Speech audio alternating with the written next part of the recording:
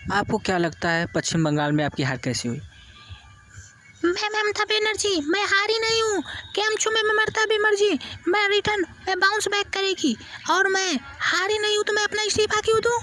मैं हारी नहीं तो मैं इस्तीफा क्यों दूँ? मेरी पहले से 80 से 78 सीट आए हैं, लेकिन मैं हारी नहीं हूँ। ईवीएम में गड़बड़ी है। ईवीएम में मैं अपने साथियों कांग्रेस और अखिलेश और जो भी मेरे साथीगण है, मैं उनके संग धरना पे बैठूंगी, लेकिन मैं इस्तीफा नहीं दूंगी क्योंकि मैं हारी नहीं हूँ। मेरे संग चीटिंग हुई है और मैं इसका जो ये है इसको मैं सुप्रीम कोर्ट, हाई कोर्ट, उच्च कोर्ट, जो कोर्ट है हर कोर्ट में ले जाऊंगी। और मैं हारी नहीं हूँ। मैं Mamata Banerjee, I will be bounce back. केम छो मैं ममता बनर्जी, मैं हारी नहीं हूँ।